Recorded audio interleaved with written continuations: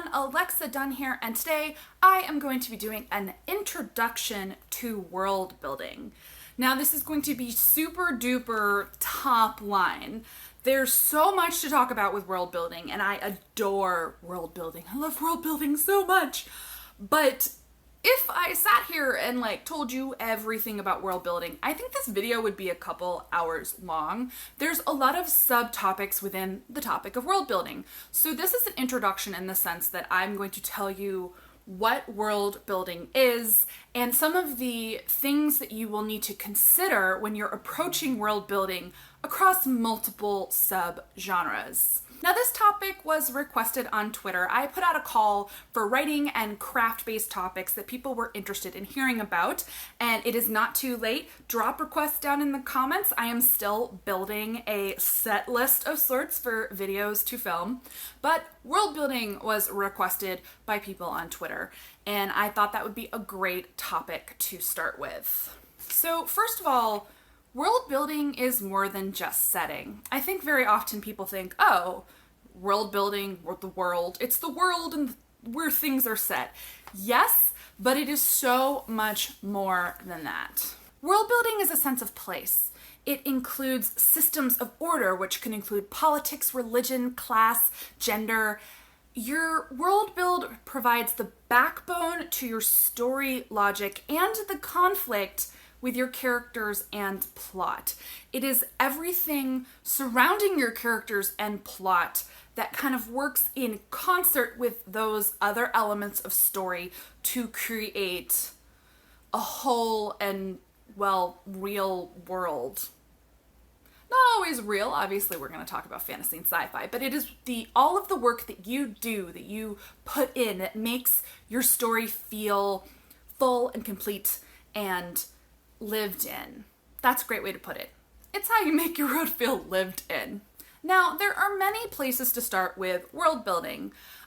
You could go, oh, wouldn't it be cool if, and that kind of speculative idea is what sparks a world for you. So wouldn't it be cool if there was, if time travel was real and there was a sinister agency that controlled time travel and time and history? Ooh. Yeah, that's one way. You can also start with character. Sometimes you have a character in mind and you have to work backwards from that character and build a world around them. Where would this character live? Would they fit into the world? Would they feel other in the world, which is a really common tactic in fiction. You have a character who feels like an outsider and you use that to create conflict. You think about the character's background and how does their background play into the rest of the broader world. You can also start, it's kind of around the wouldn't it be cool if idea, but you know that you want to write a story where X needs to happen, so what is the world where that needs to happen? Think about Divergent. Let's say Veronica Roth had started with the factions idea. Well, what is a world where you would need to sort people into factions? Extrapolate from there. You can also think about the themes of your story and the arc of the main character that you want to get across. That's kind of like starting with character. And from there you would build out, what is the world that would best serve the story? That could be, within a contemporary setting. Would it be setting it in high school or would it be setting it over the summer in a summer activity? Or in fantasy, are you going to go urban fantasy, historical fantasy, high fantasy? There are so many choices that you end up having to make with your world build to augment and buttress up your characters and your character arcs. Now, I'd like to run through things that you should think about for world building depending on the genre that you are approaching. This is by no means an exhaustive list. These are just kind of the things I came up with off the top of my head. I made a list, so I'm going to be reading off a piece of paper because there's no way I would remember all of these things, on the day, in the moment. Things that you might consider that you might not have thought of when you are looking at these genres. As always, my area of expertise in the genre that I write is young adult fiction, so most of my examples are going to skew in that direction, particularly for contemporary, which is where I'm going to start. So for contemporary, you want to think about things like, I mentioned, are you going to set it in high school, or does it take place over the summer, or over spring break, winter break? Where is the main action going to happen? Because if you choose high school, there's a lot of world building mechanics that you then have to consider, such as you've got a character who is stuck in a building from 8 to 3 p.m. every single day, surrounded by people they probably don't like, in a place where they don't feel that they fit in. You're going to have to think about homework and extracurriculars, so many variables. You're also going to have to think about parents. This is going to come up in a lot of genres, but specifically contemporary or realistic fiction. Where are their parents? Are they strict parents? Are they lenient parents? Are they dead parents? Which will mostly come up in fantasy and sci-fi. What a popular trope. Kill the parents, because that way the adventures can happen. You're going to have to think about real-world hobbies, interests, and talents that your character might have. I know what you're saying. Well, this sounds like character development. As I mentioned, character and world building go hand in hand. You really can't develop one without developing the other. They are twins, or insert your own metaphor. I'm terrible at this. So you have to think about, what extracurriculars are they involved in? Are they a swimmer, an artist? Are they obsessed with movies? What are their pop culture touchstones? You're also going to think about clothing. What do they wear, and what does that say about them as a character in a contemporary setting? It's going to be things like, do they hack around in hoodies and sneakers, or, do they get dressed to the nines every day? And how do those things reflect on them as a character? How do they fill up their time or put them into conflict with other people? You're going to have to think about demographics. So in realistic fiction, you're obviously going to set it somewhere. Is it going to be small town USA, the big city, a foreign country? Have you been there? And what are the realistic demographics of the place that you were describing? It could be, as simple as, well, my character goes to an all-girls high school, so I need to world build someone who goes to an all-girls high school. What is an all-girls high school like? But it's also, I feel that it is important for an author to really reflect realistic demographics. A story full of white, straight, cis, able-bodied people is really boring. And especially if you are setting a story in the United States, that's going to just be incredibly unrealistic about 95% of the time. Even in small towns, you're going to find diverse populations and just people from lots of different backgrounds. And I am kind of a nerd, so I work in international marketing, so I actually work with diverse demographic populations across the United States, and I look at census data all the time. So when I am world building, if I am approaching something that has a realistic basis, I look up census data for the place where I am setting my story, and I have the demographics realistically reflect that. Just something you might want to think about. You're going to want to think about class. This is something that a lot of people don't think about, and class really does impact world building and character. What are the class delineations and lines in the setting that you have? Is your main character part of the upper class, the middle class, the lower class? How are they in conflict with things in their environment or the main plot of your book or other characters based on class? That will come up in multiple genres, by the way, not just contemporary, but the way that you manifest class in fantasy and sci-fi is probably going to be a little bit different. You're also going to want to think about technology. So it's set now. Well, what technology are you going to have? How heavily are you going to lean on it? Pop culture is the same way, by the way.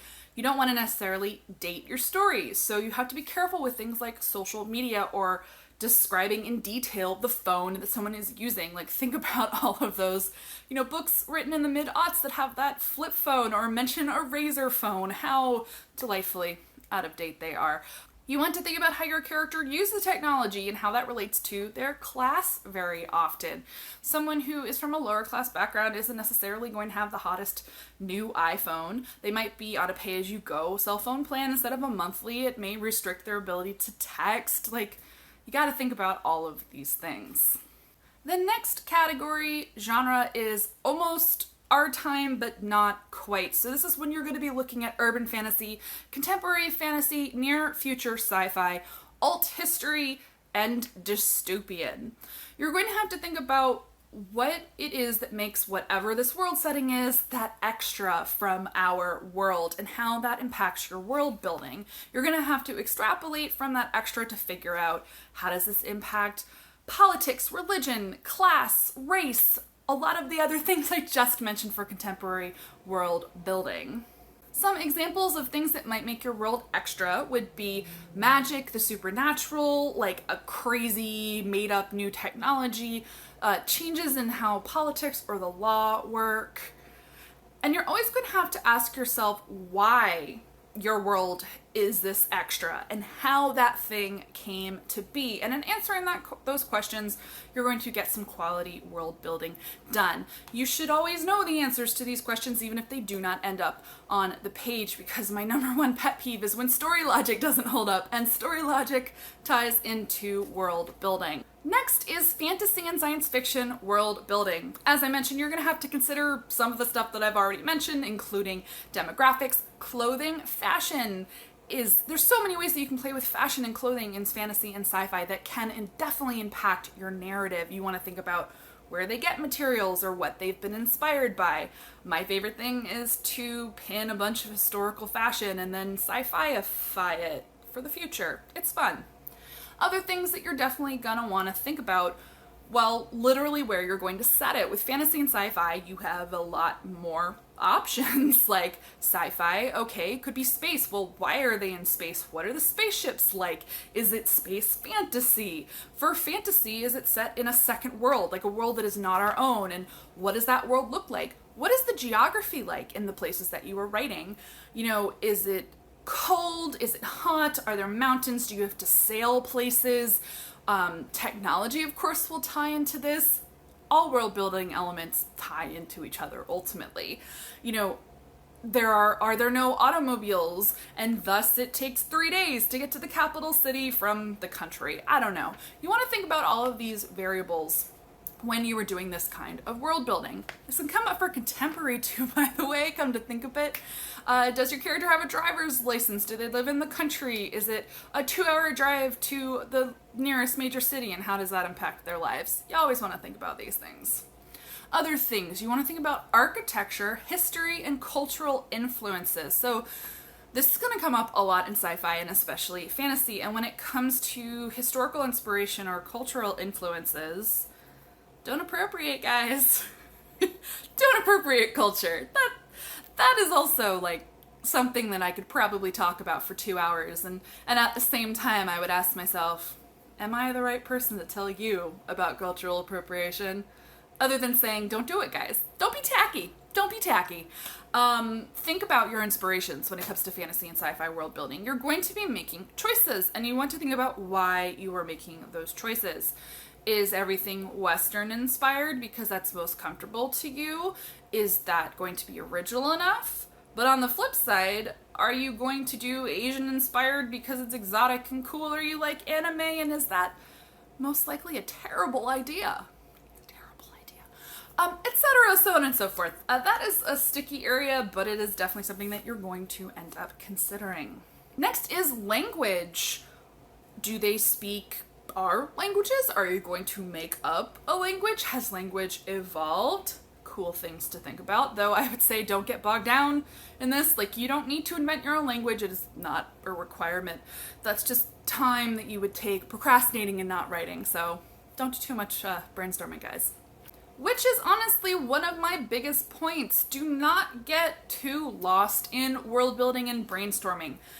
If you're good at it or you really enjoy doing it, you could literally do it forever and never write your book. So it's always going to be a balance of figuring out kind of the main mechanics that you need to start writing. I'll tell you that personally, I have to think about social order. I always think about politics and civil rights and gender and class and how those things work in a world, but I tend not to I'll do some backstory building, like history, essentially creating history for a place, but I don't go too deep because I figure things out while I write, and I could honestly world build forever in a lot of cases, so at a certain point you just have to write. Other key things to consider: your world should serve your character and not vice versa. You don't want to spend so much time on world building that your characters are an afterthought. You're going to end up with an uneven, bombastic piece of fiction that isn't going to be interesting because your character isn't a real person. It's basically world building porn for 300 pages. Don't write that book. Or God, if it's more than 300 pages, definitely don't write that book. You always want to serve your character first and foremost, and of course your plot and your conflict and your stakes. As I mentioned, you always need to keep story logic in mind. Logic in general. Logic is your friend. Your world should be logical, please, I beg you. I have read some, especially sci-fi, where I'm like, that doesn't make any sense. Dystopia too. Dystopia suffered from this majorly. You will get your readers to suspend their disbelief to a certain degree, but worlds should have internal logic, even if you've made everything up.